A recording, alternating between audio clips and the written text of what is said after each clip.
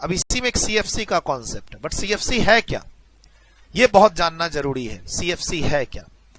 देखिए, मैंने तो देखा हुआ है और मैं वही एग्जांपल दे देता हूं तुमको।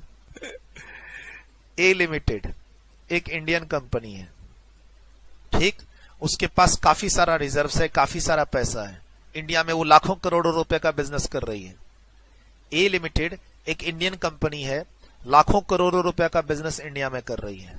सपोज करो ये सलमान खान की कंपनी है, अमिताभ बच्चन की कंपनी है, टाटा ग्रुप है, रिलायंस कंपनी है, गोदरेज है, अंबुजा है, कोई भी ले लो, तो अडानी ग्रुप ले लो, ठीक। इनके पास लाखों करोड़ों रुपए हैं, 1000-1200 करोड़ रुपए तो एक्स्ट्रा इनके बैंक में कभी भी तुम निकलवा सकते हो उनसे। मतलब ये ऐसे लोग हैं, इंडियन कंपनी, आई कंपनी मतलब इंडियन कंपनी, ये ऐसे लोग हैं कि ऐसे पॉकेट झाड़ दें आज, जो नहीं लास्ट में हम लोग अपने कपड़े धोने देते हैं तो पॉकेट झाड़ते हैं, वैसे ये पॉकेट झाड़ दे तो 1000 करोड़ साइड गिर जाएगा। मतलब इनके लिए 1000-2000 करोड़ कोई बड़ी बात नहीं है।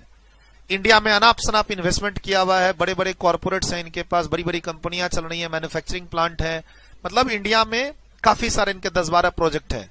Now they are looking for some foreign opportunities. बोलते हैं इंडिया में तो पैसा कमा ही रहे हैं, फॉरेन अपॉर्चुनिटीज देखते हैं। मैं सीएफसी का कॉन्सेप्ट बता रहा हूं, तो इसको एक अपॉर्चुनिटी दिखती है, मान लो अगेन मेरी फेवरेट कंट्री में यहां दे रहा हूं, सिंगापुर। ए लिमिटेड एक इंडियन कंपनी है, कोई भी ले लो, टाटा बिरला, रिलायंस।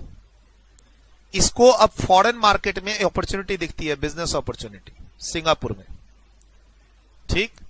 सिंगापुर में एक बिजनेस अपॉर्चुनिटी दिखती है, तो शायद ये यहां इन्वेस्टमेंट करेगी, और इन्वेस्टमेंट करने के बाद छोड़ देगी, या फ्यूचर में पैसा आएगा यहां से? फ्यूचर में पैसा आएगा ना, फ्यूचर में इन्वेस्टमेंट करेंगे तो हमें इंटरेस्ट आएगा, फ्यूचर में हमें हो सकता है वहां से डिविडेंड आए, फ्यूचर में हो सकता है हमें वहां से बिजनेस इनकम रेमिट हो, फ्यूचर में हमें हो सकता है कैपिटल गेन की इनकम हो, एटसेट्रा। अगर कोई कंपनी है जो किसी बाहर की मार्केट में अपॉर्चुनिटी देख रही है कि वहां ग्रोथ बहुत ज्यादा है, मान लो वहां के रियल एस्टेट के बिजनेस में, वहां के सॉफ्टवेयर इंडस्ट्री में, मान लो टाटा ग्रुप है, टाटा ग्रुप को लगता है कि वहां सॉफ्टवेयर में अच्छा खासा स्कोप है, टीसीएस की कंपनी डाल दो भैया वहां पे, टीसीएस जैसी। वहां पर मान लो ये है ना, ये जिंदल स्टील है, इंडिया की जिंदल स्टील कंपनी को लगता है कि सिंगापुर में एक स्टील मैन्युफैक्चरिंग प्लांट डालने से बहुत अच्छा फायदा होगा, बहुत अच्छा ग्रोथ है, स्टील की डिमांड सिंगापुर और आसपास की बहुत अच्छे मार्जिन पे निकल जाएगी, अच्छा फायदा होगा, तो चलो एक प्लांट वहां डाल देते हैं। तो ऐसा इन्वेस्टमेंट करने से फ्यूचर में इनकम होगी, फ्यूचर में इनकम वापस इंडिया ही आएगी, और इंडिया में टैक्स हाई लगेगा, हायर टैक्स, हाई टैक्स लगेगा। तो क्या फायदा? मैं इन्वेस्टमेंट भी करूं, इनकम भी लगाऊं, दिमाग में लगाऊं। इंडिया से बाहर निकल के मैं गया सिंगापुर, मैंने अपना दिमाग लगा के वहां पैसे कमाए, अब जब उससे रिटर्न आ रहा है तो अब इंडिया बोलता है 30% का टैक्स दो, इंडिया में टैक्स रेट बहुत हाई है, तो अब कैसे करें? तो ये लोग क्या करते हैं, इससे बचने के लिए हाई टैक्स, अगर मैं कोई इन्वेस्टमेंट करूंगा तो उससे ओवरऑल रिटर्न तो आएगा ही ना, लेकिन अब इनको लगता है कि यार रिटर्न आने पर तो टैक्स देना पड़ेगा, तो चलो एक ऑल्टरनेटिव अरेंजमेंट करते हैं। क्या? बीच में एक कंपनी बनाते हैं, फॉरेन कंट्रोल्ड कॉर्पोरेशन। क्या? ये देखो आपका कंट्रोल्ड फॉरेन कॉर्पोरेशन। एक हम बीच में कंपनी बनाते हैं, मान लो वो कंपनी बनाते हैं कहां? दुबई में। दुबई में इनकम टैक्स है नहीं, नो इनकम टैक्स। देखो कितना अच्छा प्लानिंग करते हैं ये लोग, कोई भी ले लो नाम। ए लिमिटेड क्या करती है, दुबई में जाके कंपनी बनाती है 100% सब्सिडरी। तो 100% सब्सिडरी बनाए तो कहीं ना कहीं ये क्या हो गया? Controlled foreign corporation, controlled foreign corporation. A limited Dubai में एक पहले कंपनी बनाती है 100% सब्सिडरी, चाहे वो मान लो अब ए लिमिटेड रिलायंस हो, टाटा हो, बिरला हो, ये इसने दुबई में कंपनी बनाई, ठीक। बोली क्या कि ये मेरी कंपनी इन्वेस्टमेंट करेगी in Asia business, investment in Asia and Europe. A limited Indian company 1000, 1200, 1500 crore रुपए इन्वेस्ट करके दुबई में कंपनी बनाती है और वो बोलती है, फिर इंडिया में अनाउंसमेंट करती है कि हमने दुबई में एक टैक्स फ्री जोन है दुबई, वहां पर हमने कंपनी बनाई है। अब हम उस कंपनी से डिफरेंट डिफरेंट एशिया की मार्केट को टैप करेंगे, हांगकांग को, चाइना को, सिंगापुर को, और वहां से हम यूरोप भी जाएंगे। यूरोप की मार्केट में भी वहां से पैसा लगाएंगे और एशिया की जो अदर कंट्रीज में मार्केट में पैसा वहां भी वहीं से लगाएंगे। क्यों भाई, डायरेक्ट क्यों नहीं लगा रहे हो? तो अगर डायरेक्ट पैसा लगाएंगे तो रिटर्न डायरेक्ट आएगा, और रिटर्न डायरेक्ट आएगा तो टैक्स लग जाएगा। तो बोला सर अब क्या फायदा होगा? तो अब देखो, दुबई से पैसा लगाएंगे कहां? सिंगापुर में। दुबई से पैसा लगाएंगे सिंगापुर में। अब जो सिंगापुर से रिटर्न आएगा, दुबई से हमने इन्वेस्टमेंट लगा ली वहां पे सिंगापुर में, और अब सिंगापुर से जो रिटर्न आएगा वो रिटर्न को हम कहां रखेंगे? दुबई में ही रखेंगे। दुबई में कोई टैक्स है नहीं, इंडिया लाएंगे ही नहीं, इंडिया लाएंगे ही नहीं, तो इनकम भी अर्न हो गई। अच्छा, मेरे पास पैसा था, मुझे इन्वेस्टमेंट करना है, जी कर दो इन्वेस्टमेंट, हो गई इन्वेस्टमेंट। अच्छा, क्या ये इन्वेस्टमेंट इनकम अर्न करेगी? हाँ, इनकम अर्न करेगी। वो इनकम किसकी कहलाएगी? इंडियन कंपनी की। इंडिया में उसका नाम हो रहा है। अच्छा, इन्वेस्टमेंट कैसे की है? दुबई के थ्रू, सिंगापुर में। सिंगापुर से जो भी इनकम वो कमाएगा सब कहां रखी गई? दुबई में। दुबई में कोई टैक्स है नहीं, और दुबई से जब तक तुम इंडिया लाओगे नहीं उस पैसे को, इंडिया में कोई टैक्स देना नहीं पड़ेगा। क्या हुआ? तुम्हारा इन्वेस्टमेंट भी हो गया, तुमको रेगुलर एनुअल इनकम भी आ रही है, तुम्हारी बैलेंस शीट ग्रो भी कर रही है। इंडिया में जब तुम अकाउंट्स बनाओगे तो फॉरेन की इनकम को दिखाओगे कि सर ये मेरी सिंगापुर की इनकम है, ये मेरी दुबई की इनकम है। इनकम में दिखा दिए, तुम्हारी बैलेंस शीट भी बढ़ रही है धीरे धीरे, 4 गुना 10 गुना। अगर तुम्हारा 100 करोड़ का इन्वेस्टमेंट 5 साल के बाद प्रॉफिट के साथ 500 करोड़ में बन जाए इन्वेस्टमेंट, कि मैंने आज से 5 साल पहले 100 करोड़ लगाए थे सिंगापुर में, अब उसी की वैल्यू 500 करोड़ है, तो इंडिया की तुम्हारी बैलेंस शीट बढ़ गई, लेकिन इंडिया को टैक्स मिला ही नहीं। क्यों? क्योंकि वो इनकम अभी तक इंडिया आई नहीं है। जब तक ये वाली कंपनी इंडिया वाली कंपनी को डिविडेंड नहीं देगी, डिविडेंड, तब तक इंडिया में टैक्स नहीं लगेगा। इंडियन कंपनी ने फॉरेन कंपनी में पैसा लगाया, इन्वेस्टमेंट, वो एक कंपनी है, both are separate entity, branch नहीं है। ये और ये 2 सेपरेट एंटिटी हैं, 2 सेपरेट एंटिटी हैं ये। ए लिमिटेड ने दुबई में एक अलग से कंपनी बनाई, वहां पैसा लगाया, 100% के शेयर्स रखे उसके पास, और उसके थ्रू पैसा लगाया सिंगापुर में। सिंगापुर में जो प्रॉफिट हुआ वो कुछ सिंगापुर में रहा, कुछ दुबई में आ गया डिविडेंड बोल के, रिटर्न बोल के, और दुबई में ही है। ये पैसा इंडिया में कब तक टैक्स नहीं होगा? जब तक हम दुबई से इस पैसे को डिविडेंड बोल के इंडिया ना लेके आए। तो यही ओवरऑल एक टैक्स प्लानिंग है with the help of controlled foreign corporation. हम अगर किसी कंट्री में डायरेक्ट इन्वेस्टमेंट कर देंगे तो वहां से फिर डिविडेंड, इंटरेस्ट, रॉयल्टी जो भी मेरी कंट्री में आएगा इंडिया में, वहां तो हाई टैक्स रेट है, टैक्स लग जाएगा। इससे अच्छा है बीच में कोई ऐसी कंट्री ढूंढो जहां से आगे इन्वेस्टमेंट किया जा सके और उस इन्वेस्टमेंट से रिटर्न को उसी कंट्री में मंगा लो।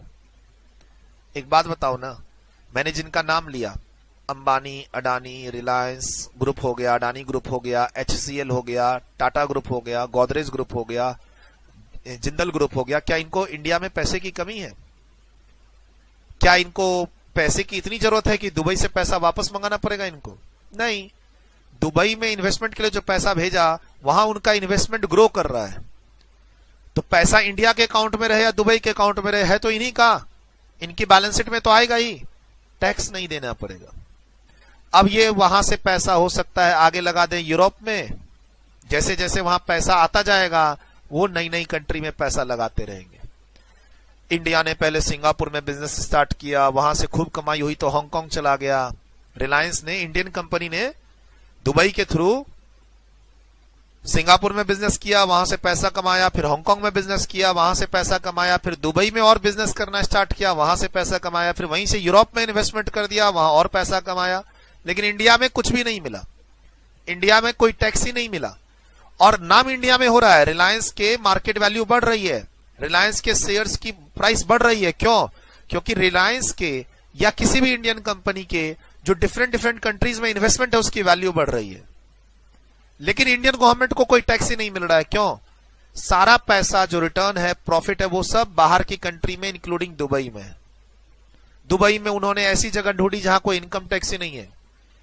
वहां से ऐसी ऐसी कंट्री में पैसा लगाए जहां पर बीच में DTAA था और वो कहता था कोई टैक्स सिंगापुर में नहीं देना है। ऐसा भी है। ऐसा भी है कि दुबई का मान लो सिंगापुर के साथ मान लो DTAA हो कि सिंगापुर कोई टैक्स नहीं लेगी, जो लेगा टैक्स दुबई लेगा। तो दुबई में भी टैक्स नहीं, सिंगापुर में भी टैक्स नहीं, इंडिया हम पैसा मंगाएंगे नहीं। कभी फ्यूचर में पैसे की जरूरत पड़ी तो दुबई फोन घुमाएंगे, है तो मेरी सब्सिडरी, उसको बोलेंगे डिविडेंड दे दो, लेकिन हम क्यों मंगाए अभी पैसा। तो लोग इस तरीके से इंटरनेशनल बिजनेस की प्लानिंग करते हैं। अगर कोई इंडिया आ रहा होता है तो भी वो बीच में एक कंट्री डिसाइड करके आता है, और अगर कोई इंडिया से बाहर इन्वेस्टमेंट करता है तो भी वो बीच में एक कंट्री डिसाइड करता है। अच्छा, इनकम हो ही नहीं रही है तो किस बात का DTAA बेनिफिट, जो तुम गार के प्रोविजन लगाओगे। तुम बोलोगे सर ये तो ट्रीटी शॉपिंग है, गार के प्रोविजन लगाएंगे। इंडिया वालों को कोई भी इनकम हुई कहां है? इंडिया को ना तो इनकम हुई है, न टैक्स देना है, न उसको DTAA बेनिफिट लेना है। क्यों? उसने दुबई के थ्रू सारी इन्वेस्टमेंट की और उसकी रिटर्न उसकी दुबई में रखी हुई है, और वो इनकम इंडिया में तब टैक्सेबल होगी जब दुबई वाली कंपनी उसको डिविडेंड बोल के इंडियन कंपनी को भेजे। Indian company is the 100% share holder of Dubai company. तो ये कॉन्सेप्ट है। अब क्या हो गया, इंडियन कंपनी का फॉरेन में एक 100% कंट्रोल्ड कंपनी है जो उसे टैक्स बचाने में हेल्प करती है। तो यही हो गया कंट्रोल्ड फॉरेन कॉर्पोरेशन। दुबई वाली कंपनी इंडिया के लिए क्या कहलाएगी? कंट्रोल्ड फॉरेन कॉर्पोरेशन, जिसके थ्रू लोग टैक्स प्लानिंग करते हैं। और सर ऐसी टैक्स प्लानिंग को रोकने के लिए भी नियम आ रहे हैं। अभी तक इंडिया में आया नहीं है ये नियम, प्रपोज्ड है। अगले 2-3 सालों में ये नियम आ जाए कि दुबई की कंपनी डिविडेंड दे ना दे, अगर दुबई में इनकम हुआ है तो उसको डिम्ड इनकम इंडिया की मान के इंडिया में टैक्स करेंगे।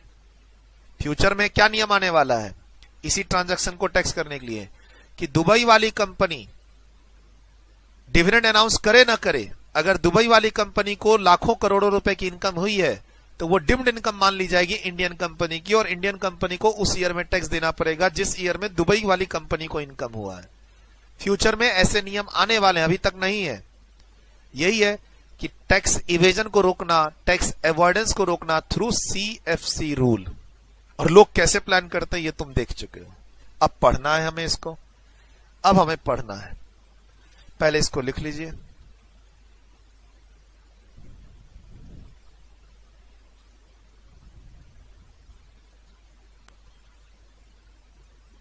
Concept of CFC, controlled foreign corporation. क्यों बनाते हैं बड़ी बड़ी कंपनियां ये बीच में कुछ कंपनी फॉरेन में? ताकि इंडिया में टैक्स ना देना पड़े अगर कोई इन्वेस्टमेंट से इनकम आती है। तो अगर इंडिया की कंपनी डायरेक्ट सिंगापुर में पैसे लगाएगी तो फिर फ्यूचर में डायरेक्ट इनकम इंडिया आएगा, रिटर्न इन्वेस्टमेंट का, इंटरेस्ट के नाम पे, डिविडेंड के नाम पे, कैपिटल के नाम पे और बिजनेस इनकम पे नाम पे। लेकिन फिर वो इंडिया में टैक्स लग जाएगा।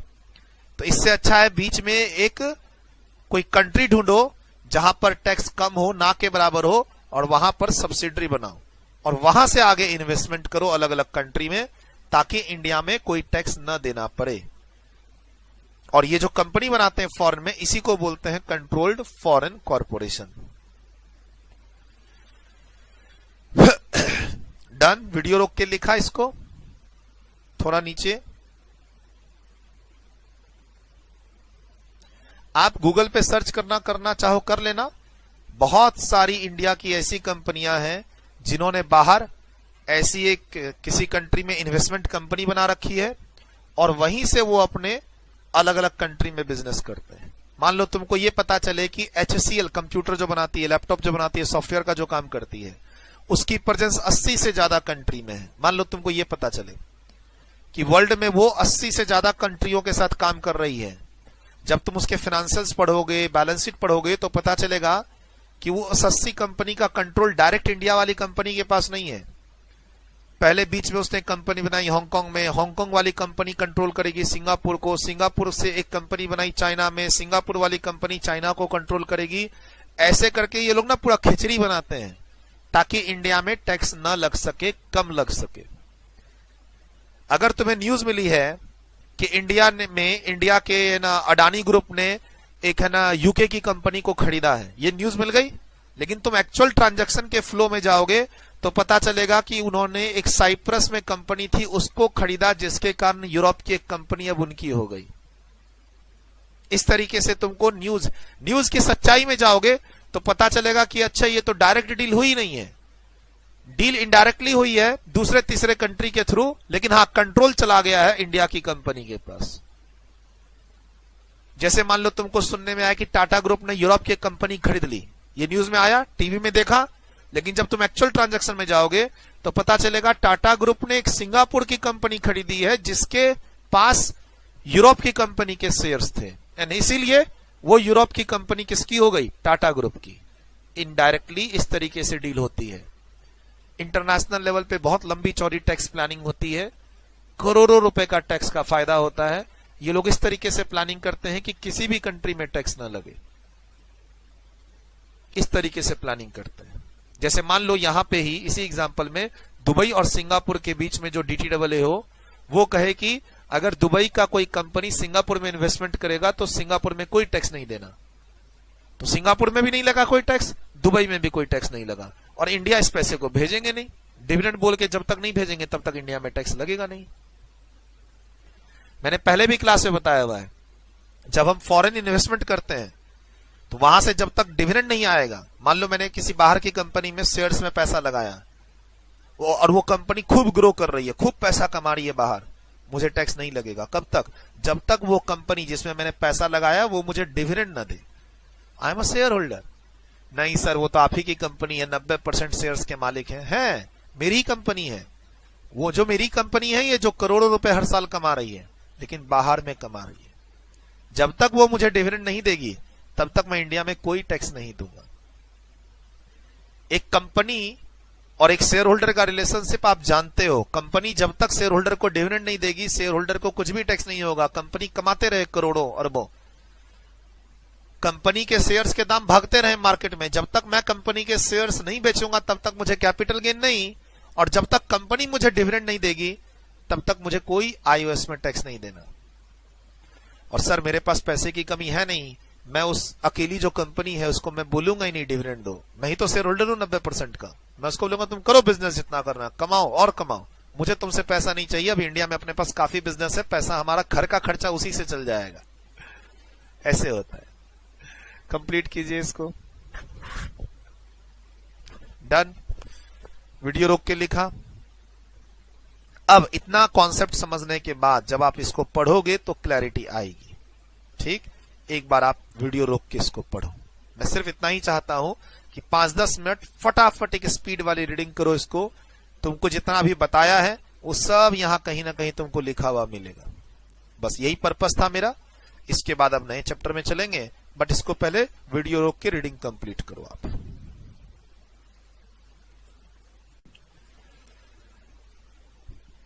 पढ़ा बच्चों ने? कहता है with the globalisation and liberalisation of economy the tax payers in many country have resorted to various tax deferral methods to avoid the tax incidence in the home country where charges are which charges high tax rate. Among others, one of the popular method of tax deferral is the transfer of passive or investment income such as interest, dividend, capital gain by establishing an entity in a low country or tax havens. क्या मैंने बोला कि अगर मैं direct Singapore में investment करूं, और वहां से मुझे इंटरेस्ट, डिविडेंड आए, कैपिटल गेन आए, तो इंडिया में टैक्स रेट हाई है और मुझे इन्वेस्टमेंट तो करना ही है। डाइवर्सिफिकेशन। कोई इंडियन कंपनी है, 100-500 करोड़ रुपए उसके पास एक्स्ट्रा है, अब इंडिया में कुछ करने को है नहीं, तो फॉरेन मार्केट को तो टैप करेगा ही बिकॉज ऑफ ग्लोबलाइजेशन। लेकिन डायरेक्ट इन्वेस्टमेंट करके अगर मैं पैसिव इनकम अर्न करूंगा, इंटरेस्ट, डिविडेंड, कैपिटल गेन, तो इंडिया में काफी हाई रेट पे टैक्स होगा। तो इसके लिए वो क्या करते हैं, बीच में अपना एक एंटिटी स्टैब्लिश करते हैं, वही फॉरेन कंट्रोल्ड ना, कंट्रोल्ड फॉरेन कॉर्पोरेशन। कहां करते हैं, जहां पर टैक्स रेट कम है और मे बी वो टैक्स हेवंस भी हो सकता है। In the mechanism of tax deferral. अच्छा, ये टैक्स डेफर कैसे हो रहा है? तो सर मैंने क्या बोला जब तक दुबई की कंपनी, ये जो दुबई की कंपनी, जब तक इंडिया वाली कंपनी को डिविडेंड नहीं देगी, इंडिया में टैक्स नहीं लगेगा। इंडियन कंपनी की अकाउंटिंग प्रॉफिट बढ़ रही है, बैलेंस शीट की वैल्यू बढ़ रही है, इंडियन कंपनी का इंडिया में जो शेयर्स का प्राइस है वो बढ़ रहा है, लेकिन गवर्नमेंट को टैक्स नहीं मिल रहा है। कब तक नहीं मिलेगा? जब तक दुबई की कंपनी डिविडेंड ना दे। तो ये यू गेट डिफर, इनकम तो अर्न हुई है, लेकिन सिंगापुर से इनकम दुबई में आके रखी हुई है। इसीलिए तो ये लोग बनाते हैं सीएफसी। कहता है the mechanism of tax deferral starts by establishing an entity in a low tax jurisdiction, such entity since controlled by parent Indian company, अब हमारा एग्जांपल इंडिया का है, called controlled foreign corporation in the home country of the parent company. India की company ने Dubai में एक 100% subsidiary बनाई, तो इंडिया के लिए वो क्या कहलाएगी? Controlled foreign corporation. 100% subsidiary of an Indian company in Texas USA is a CFC in India. India के लिए वो क्या कहलाएगी? Controlled foreign corporation. अगर हम इंडिया के इन्वेस्टमेंट की बात करें, the passive income of such CFC is then not distributed to the shareholders of CFC, यानी Indian company, to avoid levy of tax in the parent company home country tax jurisdiction for a long time, thus deferring the incidence of tax on such income।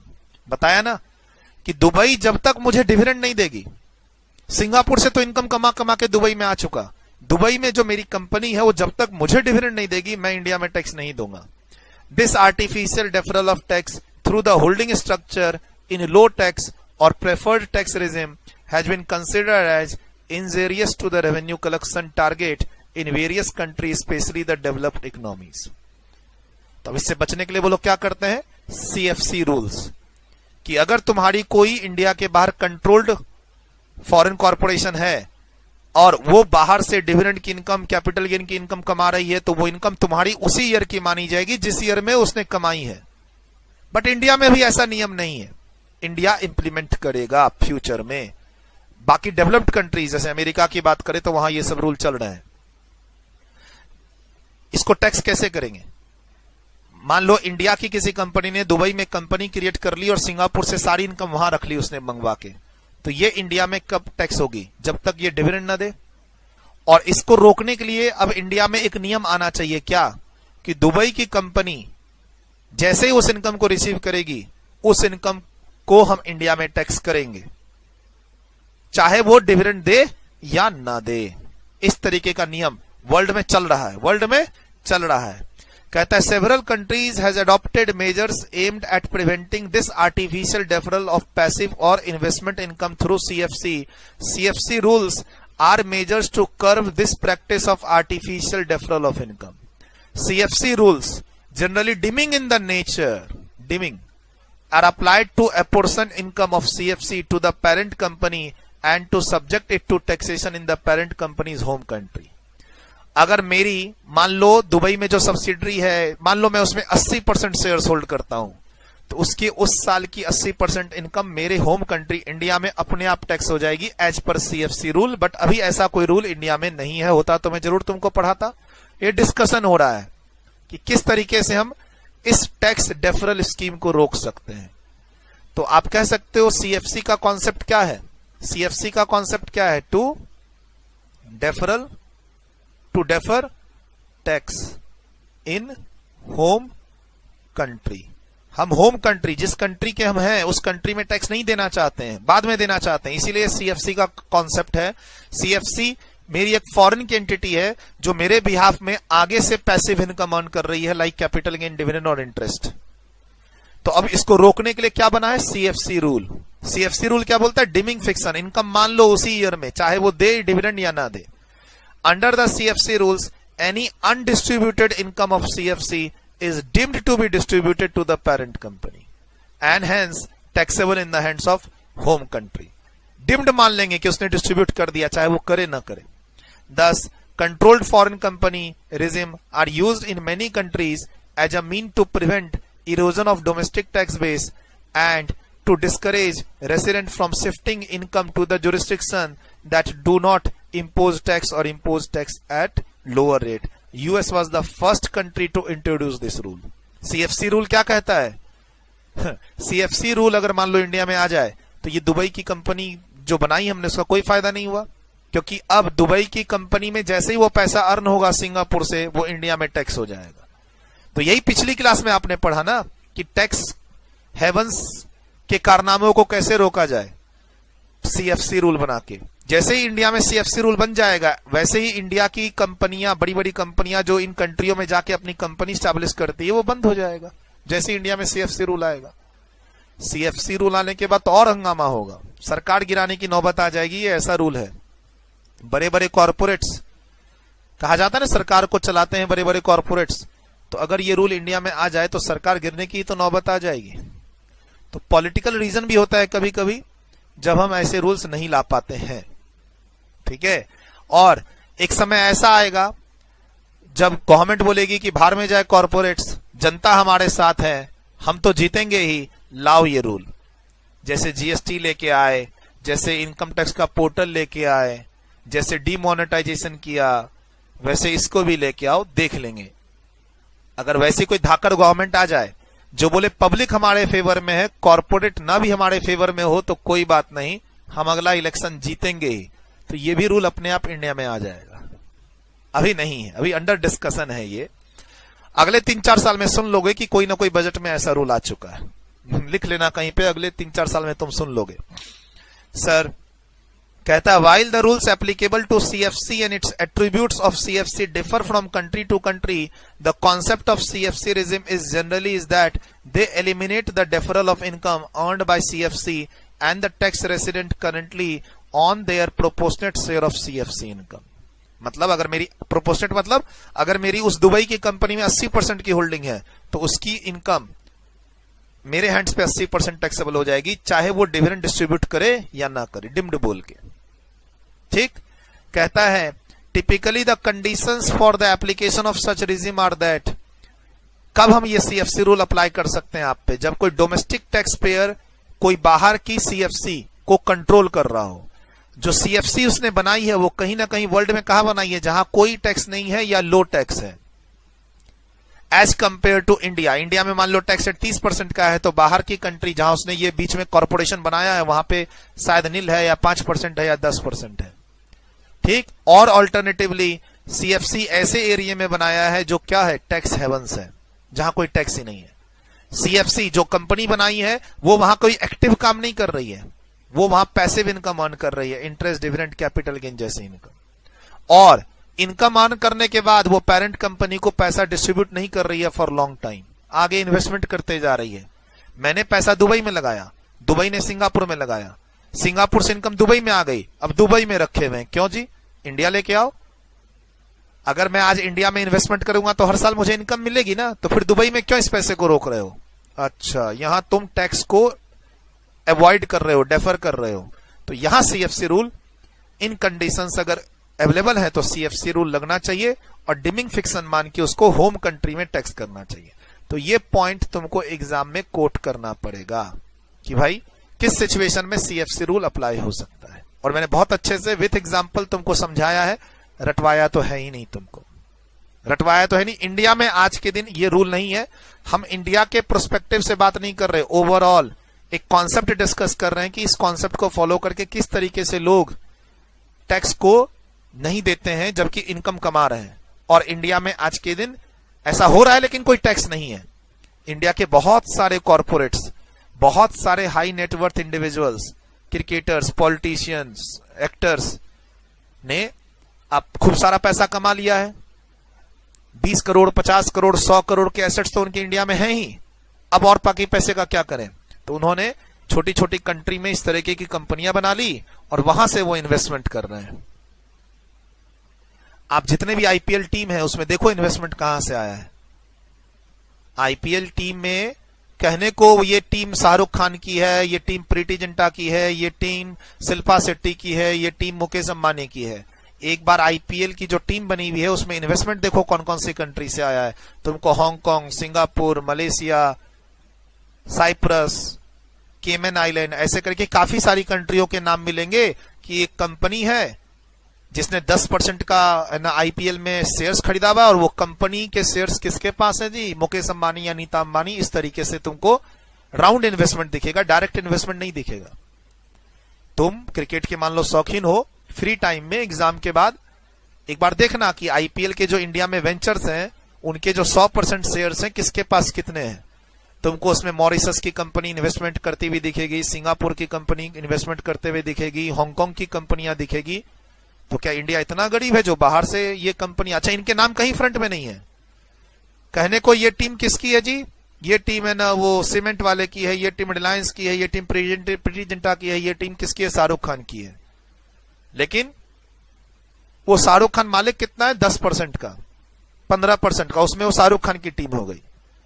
तो front तो branding है, शाहरुख खान की team है, इसीलिए तुम खेल देख रहे हो।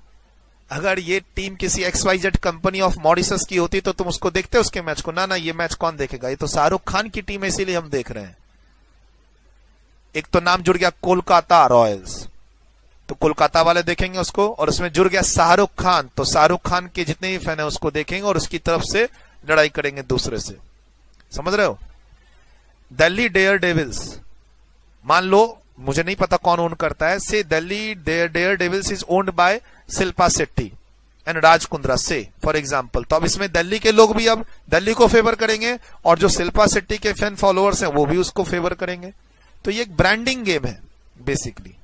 फ्रंट में इनको बैठा दिया गया है कि भैया तुम फ्रंट फेस बनो हमारा, और इनके कुछ इन्वेस्टमेंट्स भी हैं लगे हुए, लेकिन तुम डिटेल्ड एनालिसिस करना एग्जाम के बाद, तुमको फॉरेन की इन कंट्रियों के पैसे इसमें लगे हुए मिल जाएंगे, और उनके पीछे होगा कोई इंडियन ही। मान लो मॉरिशस की कोई कंपनी ने पैसा लगा रखा है, तो तुम और पीछे जाके एनालिसिस करोगे कि वो कंपनी किसकी है, तो पता चला वो कंपनी किसी इंडियन की ही है। ठीक है। तो इस तरीके से इन्वेस्टमेंट आते रहते हैं इंडिया में। हमारा ही पैसा ब्लैक मनी पहले इंडिया के बाहर जाता है और फिर वो फॉरेन इन्वेस्टमेंट बोल के इंडिया आता है। बहुत बार ऐसा भी होता है। तो ये पॉइंट मुझे अच्छा लगा कि हम कब कह सकते हैं किस सिचुएशन में कि ये सिचुएशन CFC है और इसमें ये लोग टैक्स डेफर करने की कोशिश कर रहे हैं और इस पे CFC रूल लगा के इनकम डिम्ड मान के इंडिया में टैक्स करो। कब?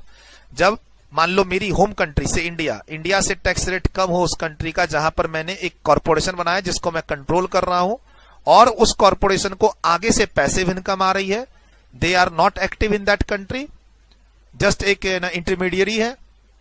मतलब मुझे सिंगापुर में इन्वेस्टमेंट करना था, मैं पैसा पहले ले गया दुबई में और दुबई से इन्वेस्टमेंट किया सिंगापुर में, तो दुबई में मेरा काम तो कुछ है ही नहीं ना, एक्टिव है ही नहीं, मैं पैसिव इनकम है मेरे पास दुबई में, और वो दुबई वाली कंपनी अब मुझे अगले 10 साल तक कोई डिविडेंड ही नहीं दे रही है। तो ऐसी जगह इन्वेस्टमेंट किए हो, मतलब अल्टीमेटली तुम्हारा इंटेंशन क्या है, इंडिया में टैक्स न देना। तो it is a concept of CFC, जहां CFC रूल लगने के बाद इनकम को डिमिंग फिक्सन मान के home country, Indian country, resident country में टैक्स करना चाहिए। Presently there is no such rule in India. सिर्फ एक वर्बल डिस्कशन हुआ है आपके साथ जो एग्जाम में पूछ सकता है। ध्यान रखना कॉन्सेप्ट का, नीचे वाले 4 पॉइंट, और कॉन्सेप्ट मैंने तुमको विथ एग्जाम्पल दिया है। मतलब ये चीज कोई भी 5 मिनट में पढ़ के निकल जाता, कोई भी 5 मिनट में पढ़ के निकल जाता, न बच्चे के समझ में आता न फैकल्टी के समझ में आता। मैंने इसको एक एग्जाम्पल देके तुमको समझाया है। अब तुम मेरे इस एग्जाम्पल में ये जो A लिमिटेड इंडियन कंपनी है, इसको तुम रिलायंस मान लो, टाटा मान लो, बिरला मान लो। इंटरनेट पे जाओगे तुम फ्री टाइम पे तो देखना, रिलायंस की दुबई में 2 कंपनियां बनी हुई है जहां से उसने यूरोप के मार्केट में इन्वेस्टमेंट कर रखा है। क्यों भाई? डायरेक्ट नहीं कर सकता था। टाटा ग्रुप में जाके देख लो तुम। इसमें तुम फॉरेन की कोई कंपनी के बारे में सुनते हो कि फॉरेन की, यूरोप की ये कंपनी है, मान लो टेस्ला, फॉरेन की कंपनी है टेस्ला, ठीक। टेस्ला ने इंडिया में इन्वेस्टमेंट किया है, ठीक। मान लो टेस्ला यूरोप की है, मुझे नहीं पता कहां की, अमेरिका की है, चलो मान लो ये अमेरिका की कंपनी है और न्यूज आई है कि इसने इंडिया में इन्वेस्टमेंट किया है। तुम उस न्यूज की बारीकी में जाओगे तो पता चलेगा कि उसकी कोई कंपनी है मॉरिशस में, सिंगापुर में या फिर साइप्रस में जिसने इंडिया में इन्वेस्टमेंट किया। लेकिन ब्रांडिंग होती है किससे? Tesla has invested into India, Microsoft has invested into India, वो ब्रांडिंग होती है। माइक्रोसॉफ्ट एक यूएस की कंपनी है जिसने 500 करोड़ रुपया इंडिया में इन्वेस्ट करके अपनी एक फैक्ट्री ओपन की है। अब तुम अंदर जाओ उसके डिटेल में तो पता चलेगा कि पैसा किसी और कंट्री से आ रहा है और उस कंट्री में उस कंट्री की सब्सिडरी है। तो इस तरीके से ये प्लान किया जाता है इनबाउंड इन्वेस्टमेंट के लिए भी और आउटबाउंड इन्वेस्टमेंट। ये कौन सी इन्वेस्टमेंट है? आउटबाउंड इन्वेस्टमेंट, जो इंडिया से बाहर जा रही है। इन्वेस्टमेंट तो हर कोई कर लेगा, टैक्स वही बचा पाएगा इंडिया में जो दुबई में कंपनी बनाएगा, है ना। इन्वेस्टमेंट तो हर कोई कर लेगा, इन्वेस्टमेंट करोगे तो रिटर्न के लिए ही करोगे। पॉइंट है कि रिटर्न के बाद टैक्स तो बचाओ, तब तो फायदा है। इन्वेस्टमेंट करना है, एक इन्वेस्टमेंट पे रिटर्न कमाना है, दो उस रिटर्न पे टैक्स बचाना है। टैक्स बचाने वाला काम ही तो टैक्स प्लानिंग लोग करते हैं। और करते क्या है, इन्वेस्टमेंट तो हर कोई कर लेगा, हर कोई कंट्री रिटर्न दे देगी तुमको 8-10% का, लेकिन उस पर अपनी होम कंट्री पे टैक्स कैसे बचाए। ए लिमिटेड इंडियन कंपनी के लिए होम कंट्री कौन है, इंडिया। और ये कौन सी इन्वेस्टमेंट है, आउटबाउंड इन्वेस्टमेंट। दुबई में जो ये कंपनी बनी ये कौन है, CFC, कंट्रोल्ड फॉरेन कॉर्पोरेशन। कैसे sir, as compare to India Dubai में टैक्स ना के बराबर है और कम है। दूसरा, सर दुबई वाली कंपनी को पैसिव इनकम आ रही है, इंटरेस्ट की, डिविडेंड की। तीसरा, सर दुबई वाली कंपनी कोई भी इनकम नहीं बांट रही है, किसको, इंडियन कंपनी को। और सर इंडियन कंपनी दुबई की कंपनी को कंट्रोल भी कर रही है। तो this is the perfect example of CFC। चलते हैं नए चैप्टर में। ब्रेक यहां लेना है तो ले लीजिए, 5 मिनट का छोटा मोटा ब्रेक, हल्का सा ब्रेक लेना है, ले लीजिए। ये 4 पॉइंट ध्यान रखिएगा। तुमको विथ एग्जांपल काफी अच्छा कॉन्सेप्चुअली डिस्कस कर दिया। इससे अच्छा मैं नहीं पढ़ा सकता इसको, हर बार मैं यही कहता हूं, कभी कभार। आइए अब इसको देखें। थोड़ा सा थ्योरी आपको लगेगा,